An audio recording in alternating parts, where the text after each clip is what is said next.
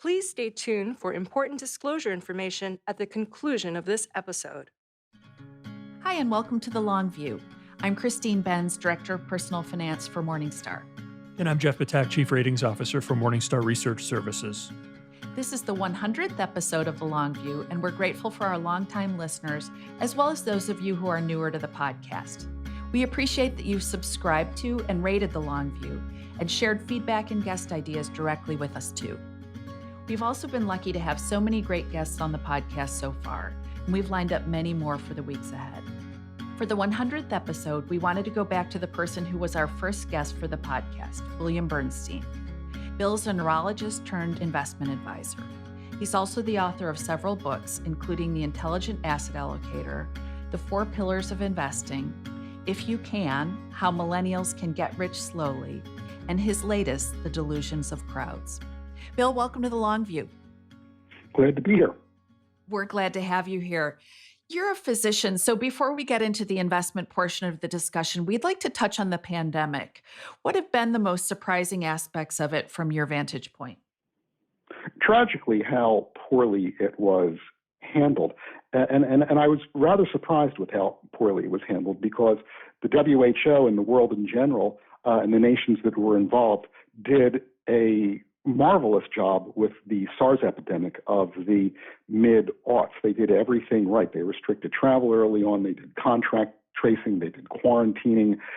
They made people wear masks. And mistakes were made, but it didn't become a global pandemic. And so now we've got an infection with a very similar virus, and you would have thought the world would have responded in the same way. But pretty much everything that could go wrong did go wrong.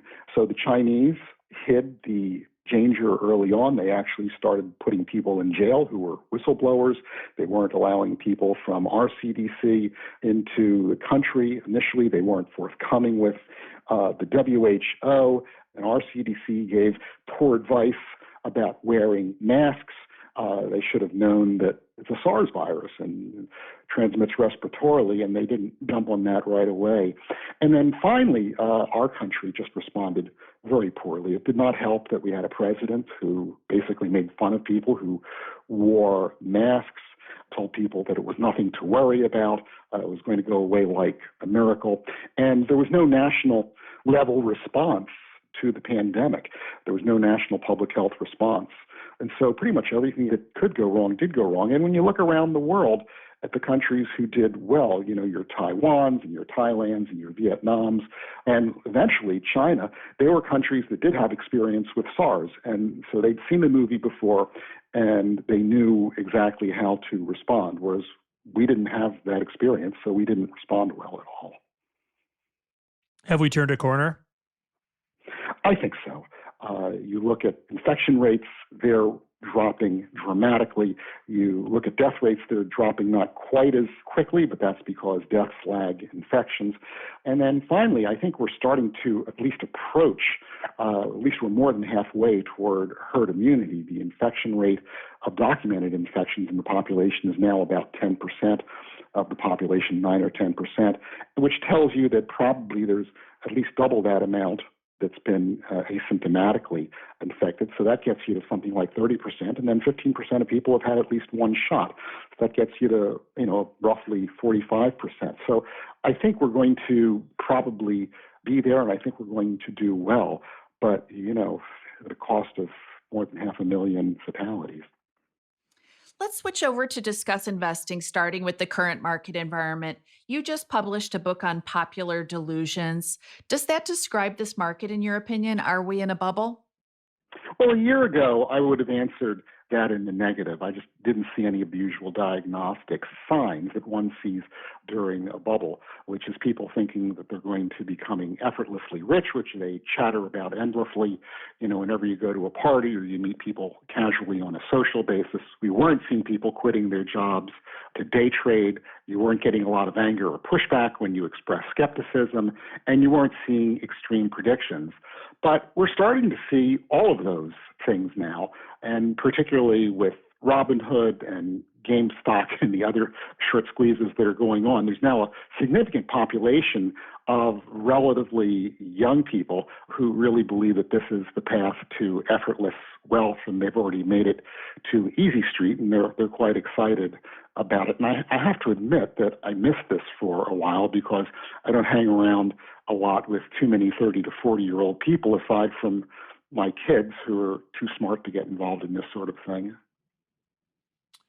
You cite James Surowiecki's book, The Wisdom of Crowds, in your just published book, and it lists three requirements for effective crowd wisdom. First is independent individual analysis. The second is diversity of individual experience and expertise. And third is an effective way for individuals to aggregate their opinions. So, what do you see when you apply those requirements to three stories that have captured headlines in recent months? And I think you've referenced at least a few of them. One is GameStop, a second is Tesla, and the third one being Bitcoin. Well, you've got the third of those criteria, but you certainly don't have the first two. The Surowiecki book is a fabulous book, and I recommend it to just about everybody I meet. And the only quibble I have with it is it's mistitled. He's really not describing a crowd. You know, when I think of a crowd, I think of going to a stadium and seeing people doing the wave or screaming all at once.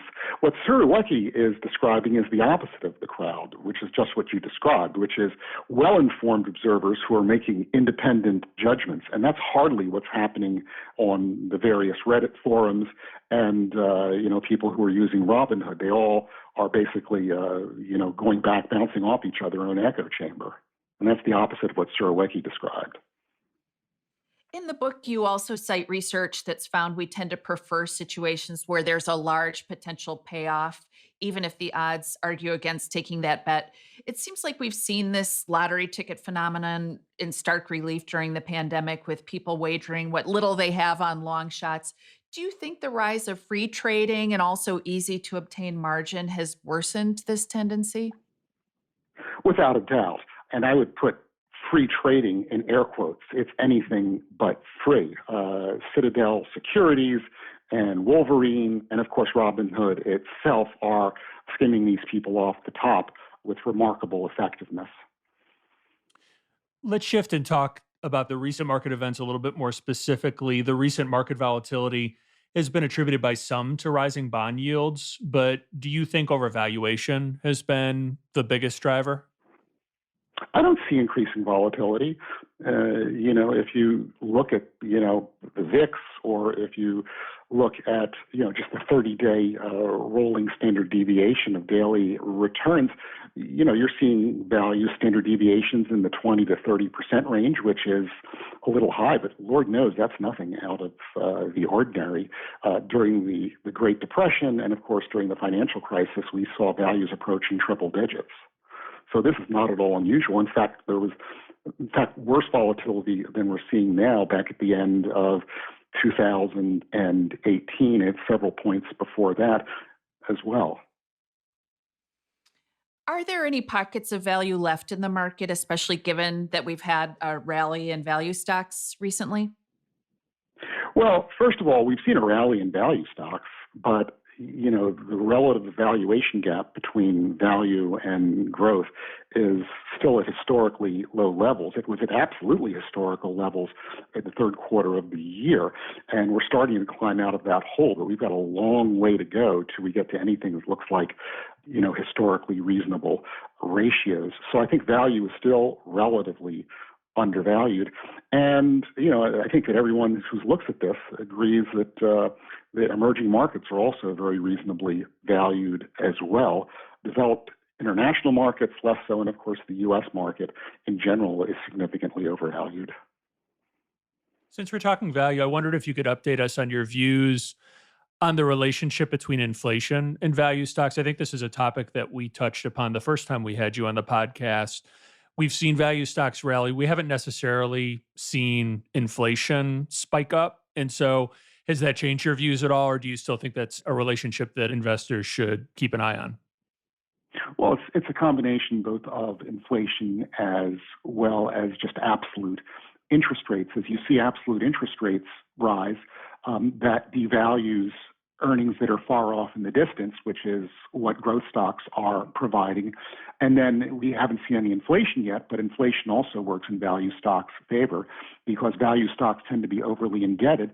And if inflation melts away the real value of those obligations, then that goes right to their bottom line. So typically during periods of high inflation, value stocks outperform. How big a risk is inflation, in your opinion? At the present time, not much, but you take a step back and you look at financial history from 50,000 feet, inflation is the biggest risk. There are very few nations that have escaped hyperinflation. We verged on it after World War II, as well as in the late 1970s and early 1980s.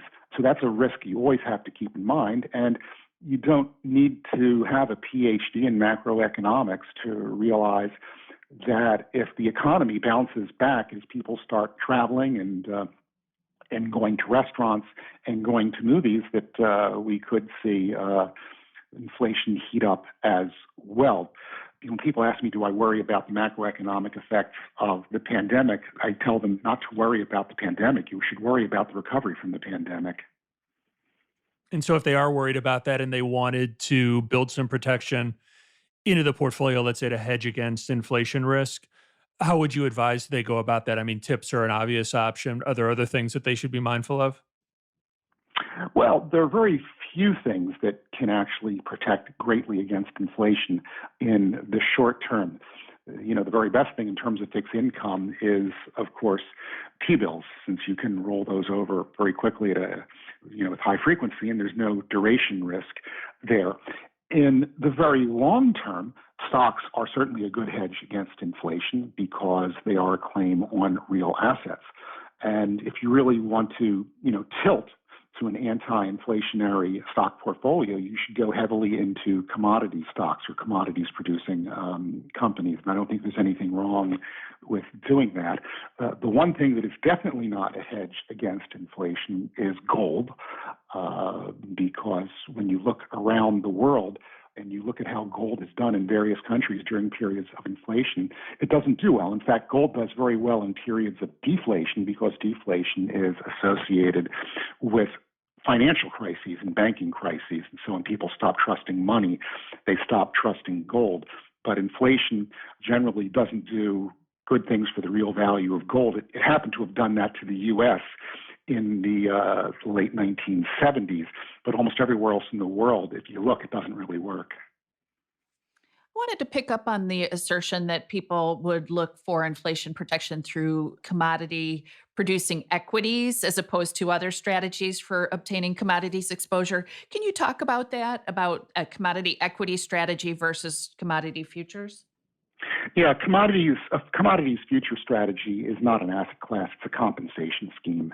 And it really doesn't work because when everybody in the world is trying to do that, or when large numbers of people are trying to hedge against inflation with a future strategy, you wind up driving futures prices, which gets you into contango, which is not a dance they do in Buenos Aires. It's something that works to the detriment of people who are long financial futures, who are long commodity futures.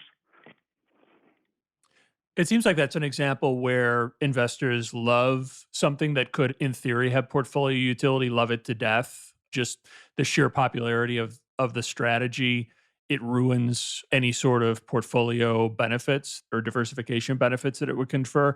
When you look across the investing landscapes, do you think that there are other things that we have relied on to this point as diversifiers or portfolio bulwarks that perhaps would be at risk of the same? They simply wouldn't be as diversifying in the future as they've been in the past because there's too many people doing it? Yeah, the moment that a particular strategy becomes useful as a, air quotes again, diversifier, it becomes a risky asset that correlates with everything else. And so it loses its diversification value. My favorite way of explaining this is to talk about David Swenson's famous book, Pioneering Portfolio Management. And what people didn't understand when they read that book, which is a magnificent book, is that the key word in title wasn't wasn't portfolio management. It was pioneering. You want to be the first person to the banquet table and get the prime ribs and the lobster. And by the time everybody else knows about the strategy, you're getting the tuna noodle casserole. That's all that's left. And that's what's happened to, the traditional alternative asset classes, venture capital, private real estate, hedge funds, commodities, futures. That table's been picked over and overvalued, and you're last in line when you're investing in those things. Well, speaking of investments that might confer some diversification, fixed income, high quality government bonds have long been sort of the ballast that investors rely on for their equity exposure. With yields as low as they are today, do you think bonds are going to be good diversifiers going forward, given those ultra low yields, the fact that investors have less of a cushion? You invest in fixed income not for the return on your capital, but the return of your capital. If you have a treasury bill that yields close to zero, in the long term, it still may be the highest yielding asset, the highest returning asset in your portfolio, because it is the asset that allows you to sleep at night and stay the course. And that's the real purpose. You're not looking for yield, you're looking for safety. And that's what those things provide. Fairly frequently in a Berkshire Hathaway annual report, you'll read Charlie and Warren discoursing about all the bad things about treasury bills, about all the disadvantage they have, not the least of which lately is their near zero yield. And then the final sentence in that paragraph usually is something like, nonetheless, Berkshire will continue to invest the large bulk of its liquid reserves in treasury bills. Full stop. We're jumping around a bit, but I did want to ask you about another potential diversifier, though perhaps it's lost some of its potency as a diversifier, has become more correlated with U.S. stocks, and that's foreign stocks. One assertion we keep hearing is that foreign stocks are cheap versus the U.S., and that investors who haven't rebalanced for a while should revisit their geographic exposures. I think we heard you reference emerging markets earlier as maybe an attractive area, but are you in the camp where you feel that foreign stocks boast more inviting valuations than U.S. stocks, and therefore people should be looking to allocate maybe a little bit more there than they have in the past? Yeah, I think that's right, strictly on evaluation criteria. When people say that foreign stocks have lost their diversification benefit, they're correct if they're talking about month-to-month or day-to-day returns. I mean, let's face it, on a day when the U.S. market is going to be down 3%, foreign stocks will be down a large amount too. So on a day-to-day basis, it doesn't help you at all, or even a month-to-month basis.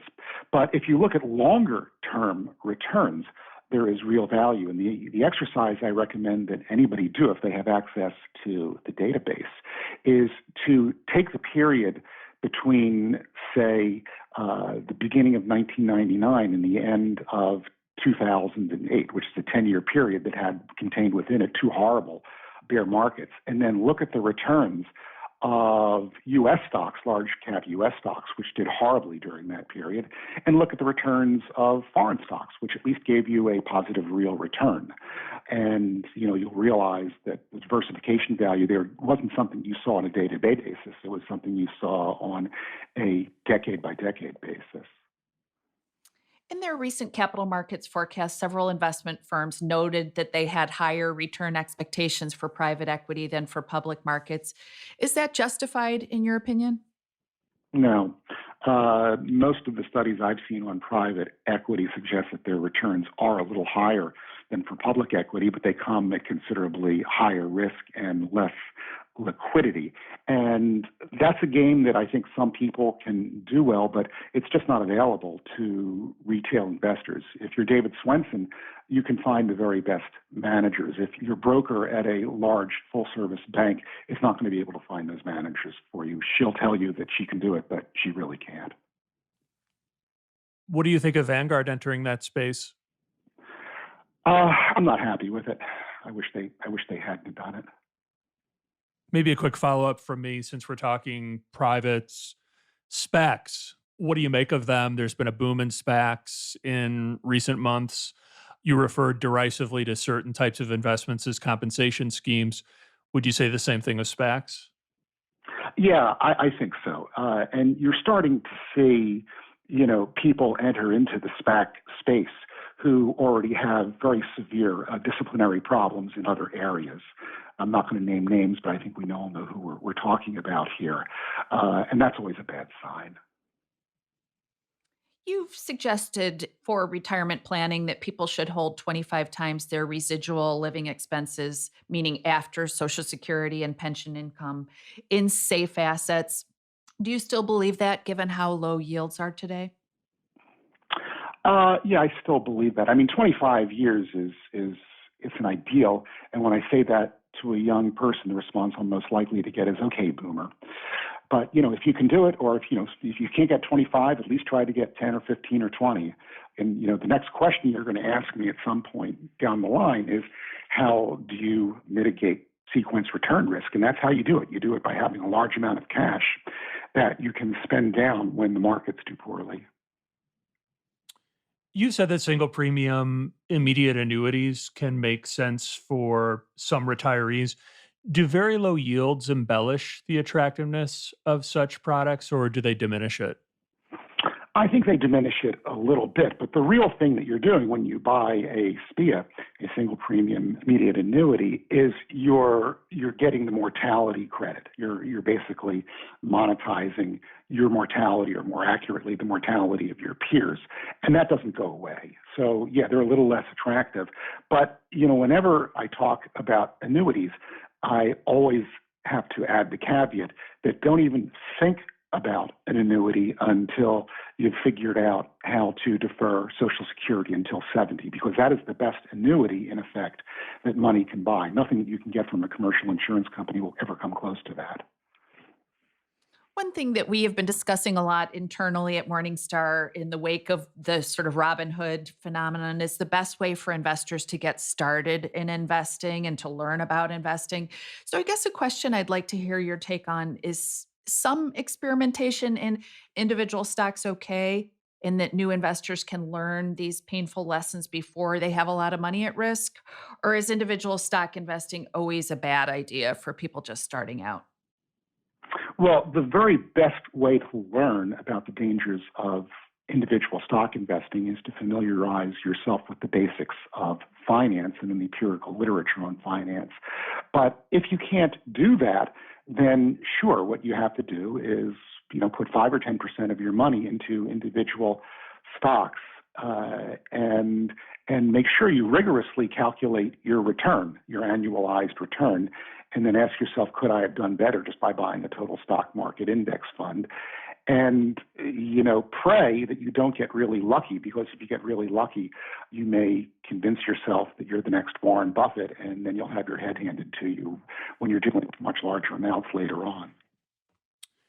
We've talked about it earlier in the conversation, but we have seen a lot of newer investors getting into the market over the past year or so. What do you think is motivating them? I mean, does it come down to just boredom and, we hate to say it, despair, or do you think that there are other factors in play? Well, there are three narratives surrounding Robinhood, which is sort of the petri dish for this. One is that these young people really think that they're going to get effortlessly rich by flipping stocks, and of course, that's because they're woefully uninformed. The second possibility is that they're just bored. I don't know how important that is. There may be an element of that, and I don't know how to disentangle it. And then finally, there's the social justice aspect of it, which is really uninformed, because they may have stuck it to one relatively small hedge fund, Melvin Capital, but there are much bigger fish out there and sharks out there that are eating their lunch that they don't even know about. We've had some great discussions on the podcast about financial education. And Bill, this is a topic that you and I have discussed separately as well, specifically what works and what doesn't. Do you have any thoughts on that for people who want to try to improve investor outcomes? And there are a lot of well meaning people who are trying to enact change in that area. Where should they focus their energies? They should focus their energies on accessible sources of good finance. So the classic book I recommend to everybody is one of two books by Jack Bogle, either Common Sense Investing or the Little Book of Common Sense Investing. And, almost anything by people like Larry Swedroe or Rick Ferry is a good place to start as well.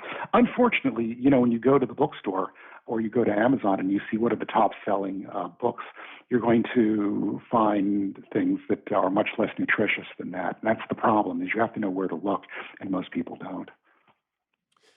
But knowing that there's going to be a certain cohort of investors that aren't willing or able to do that kind of sort of self enrichment, I guess, do you think that frictions in a way can play a valuable role? We've seen trading costs fall away.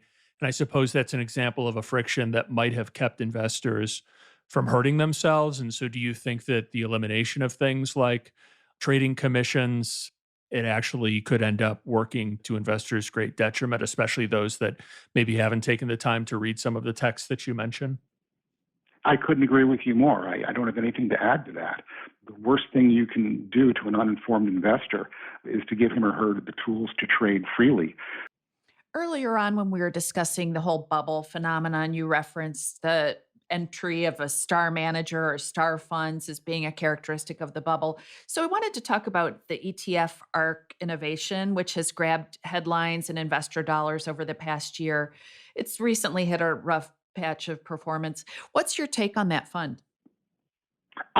Here's where the parlor game comes in, and then I'll get to it when we're done with the parlor game, which is there's three of us here, and I'm going to start off, which puts me at a disadvantage, by naming a historical star manager who was an absolute superstar who then planted their face.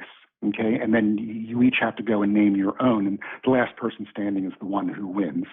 So I'm going to start with the easiest one, which is Bill Miller of Legg Mason Value Trust. Readers who aren't familiar with him know beat the S&P 500 not just over 15 years, but for 15 straight years, every single year. And people thought that he was the financial fountain of youth. And then he lost it all within the next 3 years after that. So that's my entrance. So Jeff, you go next. Who's your favorite one? I would probably go with Garrett Van Wagoner. He Okay. was another example of a can't miss growth and tech investing superstar. And it was sort of a similar sort of, rags to riches to rags story, at least if you were to follow the arc of that. His fund's performance, they soared and then they came down to earth, and at the worst time for investors who had flocked to them. So he'd probably be my choice. Christine, what do you think? Yeah, I was the Janus analyst back in the late 1990s. And so I have a number of fund managers to choose from in this realm.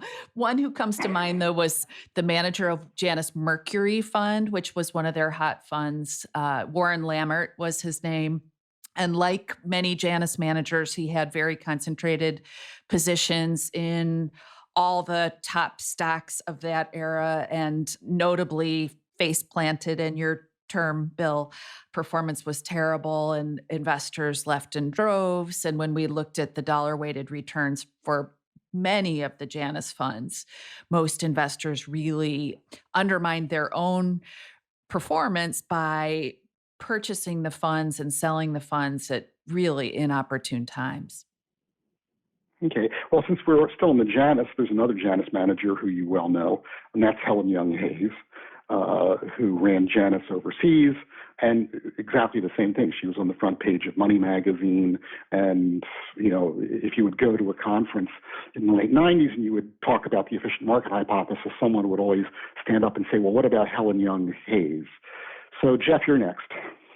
Oh my goodness. I think we could probably go on for hours. I can think of the fellow who ran Jacob Internet, the Firsthand Technology manager. I think Firsthand Technology is actually still going, if I'm not mistaken. But those are examples of funds that a similar sort of story where they were phenomenons in their day, which was back during the tech and internet craze, and had a comeuppance of sorts after the bubble burst there. So those would be a couple of others for me. Yeah. Okay. Well, I'm going to stop the game here because, I think the audience would probably get bored. But, if we wanted to, we could probably go on for another 10 minutes. And I would press my advantage because I'm older than you guys and I can name names that some of you guys may not even remember from the 60s and 70s.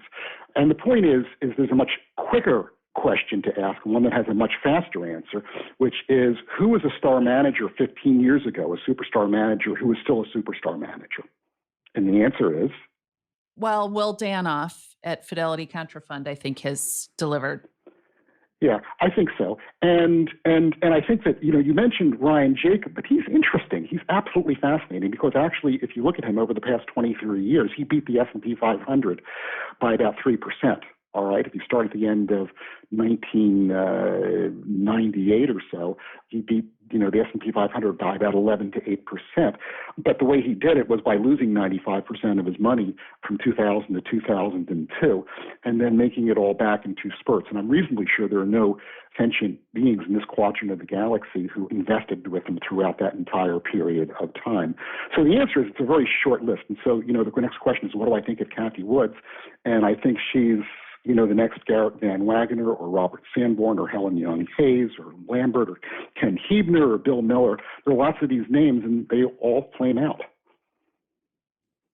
What's your take on active ETFs generally? One of the things that is clearly different, even if there are some similarities that you've noted between the situation we're seeing at ARC and maybe what's come before it, active ETFs can't be closed. So do you think that that's a fatal flaw for active ETFs? Uh, I think it's a theoretical problem, but the real problem with active ETFs is that they're active. There's nothing magic about being an ETF. It's just a different wrapper. Instead of wrapping the fish that's spoiling in a pink wrapper, you're wrapping it in a blue wrapper. One's an open-end fund and the other is an ETF. And I don't think it really matters what you wrap the bad fish in. What's your take on DFA's entrance into the ETF space? Are their new ETFs a worthy alternative to Vanguard's in some cases? Um, I don't really think so because they're offering the reason to go with DFA, if you're going to go with DFA, is to get their very highly tilted products. That's what they do that is absolutely unique, is products that are very heavily tilted towards small and value. And the ones that they're offering as ETFs are basically their core funds, which are not all that tilted. And if you really want tilt, probably the best way to do it is to put most of your money into a nearly zero cost total market fund, and then buy a tilted fund on top of that. And there are other people who offer tilted funds besides DFA, particularly Invesco. But if you've got, a financial advisor who has access to those funds, then that is a way to do it. But I don't see them offering their highly tilted products as ETFs. You're part of the Bogleheads community and you're on the board of the John C. Bogle Center for Financial Literacy. But are there areas where you go outside of Vanguard because you're seeking exposure to an area that Vanguard's lineup doesn't provide exposure to? Yeah, well, I just basically described that, which is I do use DFA when I want highly tilted products. And when I want total market products, I go with Vanguard because they're the least expensive. And Vanguard, of course, is not the only player in that game now. Schwab and Fidelity offer very low-cost indexed mutual funds as well. And there's some ETFs, total market ETFs, that are also just as inexpensive, a couple of basis points here and there. You've said that you used to think that individual investors could create and manage their own investment plans, but you've come to believe that most people need an advisor or some kind of outside help. What prompted your change of mind on that? Oh, life, just seeing what people did, even the ones who were well informed. You need a very specific combination of skill sets to be able to invest well. You just don't need to know about the basics of finance and the theoretical finance and financial history, so you can stay the course through the bad times. You also need a certain amount of emotional discipline. And when I think of the people that I know, the people who do the best are the ones who basically are able to sleep through bear markets and don't even notice them. They don't look at their brokerage statements, and they just keep their money in a low-cost fund, and they do fine. Very few people are able to do that. And, my own, and this is a terribly paternalistic thing to say, but I don't think that the average person has any business managing their own retirement portfolio. They have about as much business doing that as they do, stepping into an airliner and flying the plane to Chicago. It's a difficult thing. You have to learn how to do it. You have to have the emotional discipline to do it. And I think that our entire retirement system needs to be revamped around that reality. The answer is certainly not, better financial advisors and having professionals do it, because that doesn't work so well either. What about a target date fund for somebody that's in a retirement plan? Do you think that that can be an effective substitute for getting advice from another party? Absolutely. The way to do it, if you're a typical employee who isn't that interested in investing and isn't overconfident, which is really, an important characteristic to have, is to just put the money into a good low-cost target date fund every single month, and don't ever look at your brokerage statements. Don't ever look at your plan statements. And by the time, you've done that for 20 or 30 years, you're probably going to have a decent retirement. But very few people are able to do that. We've been seeing kind of a contrarian trend in fund flows, with assets going to bond and international funds and away from US stocks, which of course have performed really well. What's behind that, in your opinion? That's interesting. It's the first time I've heard you say that. And I think that's a good thing. If people are, moving away from U.S. stocks and into bonds, they're de-risking their portfolios, which is not necessarily a bad thing to do with valuations the way they are. And if they're moving into international stocks, then they're also moving into an asset class that may have higher expected returns. So, this may be one case where the crowd really is wise. Our last question, returning to the book, you make some interesting observations about imitation and how important that skill has been to our ability to adapt to our environment. As you point out, imitation makes credulousness valuable as it's key to interacting with others and learning. But in investing, credulousness can be dangerous. Given that, how would you advise someone to ward against the danger of being swept up in a mania or popular delusion? What should they ask themselves or do to prevent that? I would ask them how empathetic they are when they see someone around them happy. Do they get happy? When they see someone around them who's very sad, do they get sad along with them? And if you answer those two questions, yes, then you really have to be on your guard, because that tells you that you're the kind of person who is going to feed off other people's investing emotions, which is death in investing. Now, it makes you a good human being, all right? If you're empathetic people tend to be really good people, but they also tend to be not such good investors. And if you're the kind of person who is not so empathetic, that doesn't feed off other people's emotions, that probably doesn't make you a good human being, but it may make you a good investor, and you should use that to your advantage. My favorite part of the Big Short, both the movie and the book, is that the people who made the money during the crisis were all people who had very low empathy quotients. And the funniest part of the book was reading the excuses that these people's wives made for them about their bad behavior. And I think that's a lesson. You have to ask yourself how empathetic a person you are. And if you really are an empathetic person, you have to really be on your guard. Well, Bill, as always, this has been great food for thought. We so appreciate you taking time out of your schedule to talk with us today. My pleasure. Thanks again so much. You guys take it easy, and let's do it again sometime, okay? Thanks for joining us on The Long View. If you liked what you heard, please subscribe to and rate The Long View from Morningstar on iTunes, Google Play, Spotify, or wherever you get your podcasts. You can follow us on Twitter at Christine_Benz. And at SYouth1, which is SYOUTH and the number 1. George Cassidy is our engineer for the podcast, and Carrie Gretchick produces the show notes each week. Finally, we'd love to get your feedback. If you have a comment or a guest idea, please email us at thelongview@morningstar.com. Until next time, thanks for joining us. This recording is for informational purposes only and should not be considered investment advice. Opinions expressed are as of the date of recording. Such opinions are subject to change. The views and opinions of guests on this program are not necessarily those of Morningstar Inc. and its affiliates. Morningstar and its affiliates are not affiliated with this guest or his or her business affiliates unless otherwise stated. Morningstar does not guarantee the accuracy or the completeness of the data presented herein. Jeff Patak is an employee of Morningstar Research Services, LLC. Morningstar Research Services is a subsidiary of Morningstar Inc. and is registered with and governed by the U.S. Securities and Exchange Commission. Morningstar Research Services shall not be responsible for any trading decisions, damages, or other losses resulting from or related to the information, data analyses, or opinions, or their use. Past performance is not a guarantee of future results. All investments are subject to investment risk, including possible loss of principal. Individuals should seriously consider if an investment is suitable for them by referencing their own financial position, investment objectives, and risk profile before making any investment decision.